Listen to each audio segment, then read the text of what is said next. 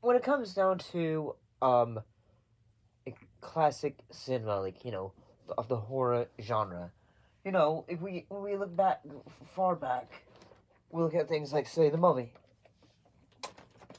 like even like say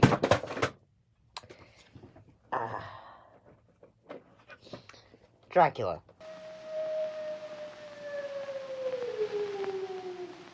Listen to them. Children of the night.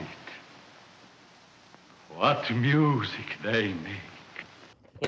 Two Universal monster films that are truly in the pantheons when it comes to the word classic.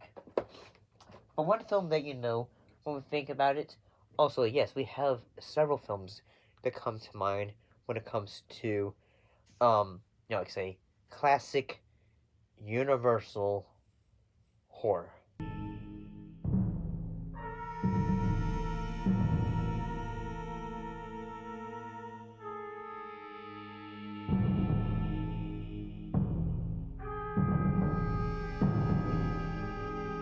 In this case, we're looking at the film The Phantom of the Opera from 1925.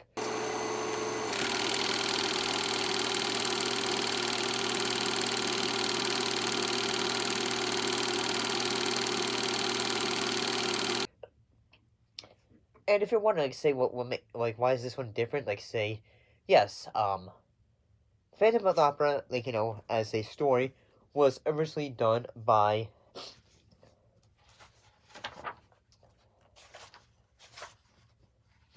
was originally done by Gaston Leroux.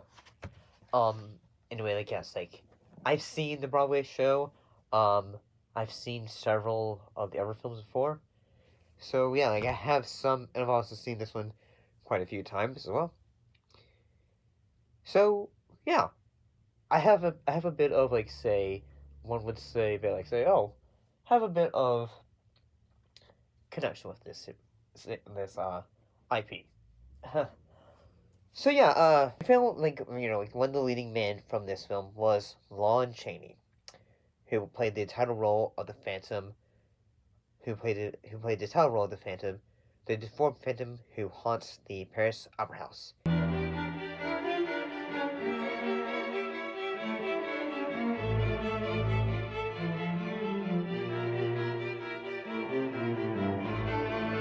Causing murder and mayhem in an attempt to make the woman he loves a star. When it comes to, yes, I've seen this form. When you think about this film, it's a bit of a classic in a way. Even if you haven't seen this film, say the big reveal of Lon Chaney when his mask is revealed, and the makeup as well, and when the makeup is revealed. I'll eventually get to that point. It's been quite a long time since I've watched a film in the silent film genre, in that I feel like I could totally be wrong, in that, yes, the silent film era had run a course for a very, very long time. And yes, well, I think that the film has a ton of moments, say, when it comes to the production value of the film, in which, you're watching it for the first time, and you say, wow, it still looks, marvelous to the eye.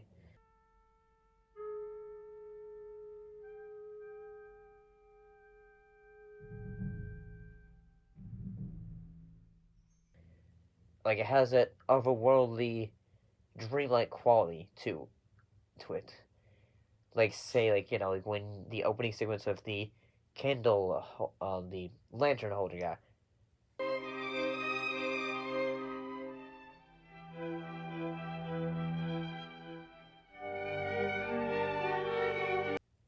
And it did make me suddenly when he's talking, and then suddenly he's the phantom, the shadow, and all that. It did make me think, say, when I was watching it, it made me think, okay, wouldn't it have been interesting if he had actually talked, or given a uh, you know, like, speaking like role, like to like say okay, explain things in a way. The thing that I also think when it comes to production value, and the way the film also gives the world, especially in the opera house, it helps give you like say okay, even like moments like say there's a face in the state on the stage of like say giant eyes and like a mouth open to like make it look like it's a gateway to hell.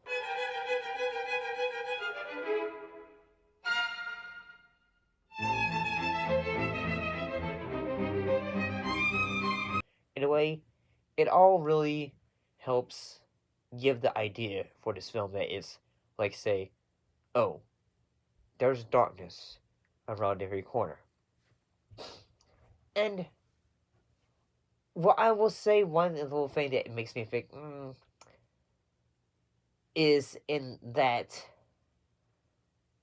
yes, I think this film is a bit of a classic. I really feel like say like when you're going to watch a silent film, you really do have to take in the moment of like say yes, you have to remember that yes, it took a while before the advent of the talkies. So like like yeah, you maybe like say okay, well okay now there's chatting, but suddenly like you go say oh okay, this is what they're saying. It does take you a little bit as an like a minute or two for you to adjust to you adjust to you if you haven't watched a silent film in quite a long time, or it's your first time.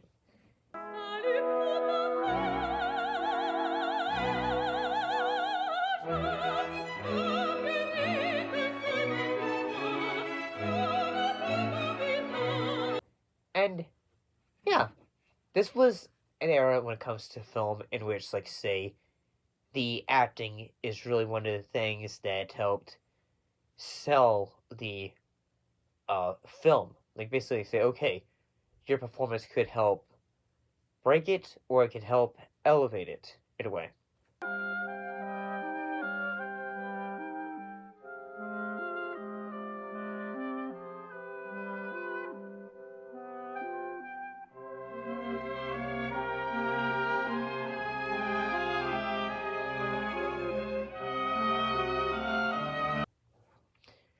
And when Christine, when she in a way reveals what the Phantom looks like with his big face reveal,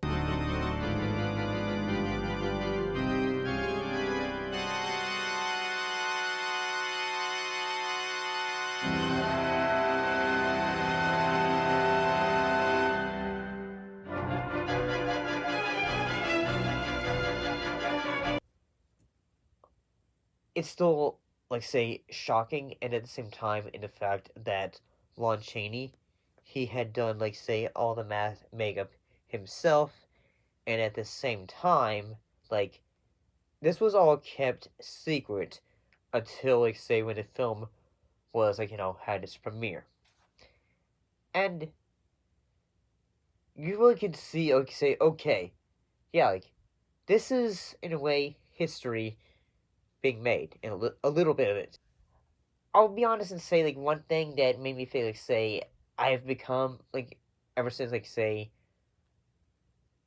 like what I'll say is this like say yes I like the story of the Phantom of the Opera and the musical as well. So one big moment of the film and as well as the story is the chandelier drop. So it's like a little bit like say looking back at this film like say in which the scene in which the chandelier drops, it is like say well this is coming relatively earlier.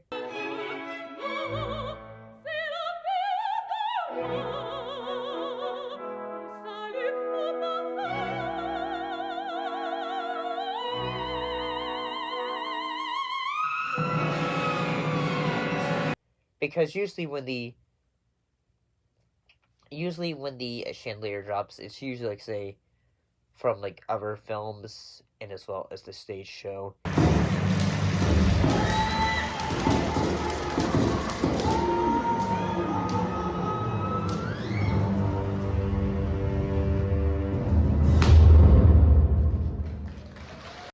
it usually occurs later, like near the end of the uh show as well. But yes, I really think this film is a bit of a classic, especially the ball sequence in which, like, say, the Red Death with the Phantom shows up.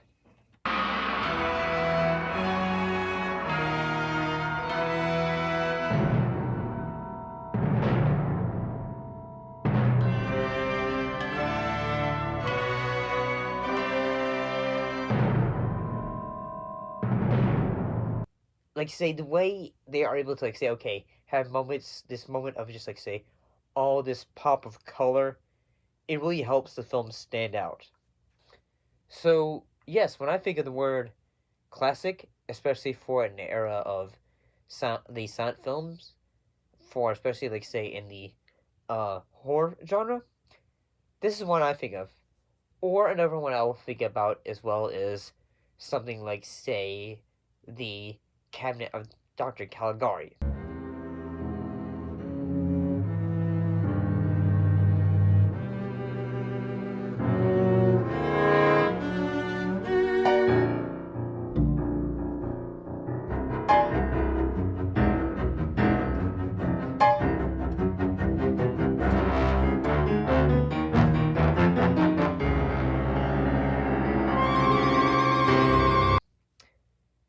Maybe eventually one day we will think about look at that one as well.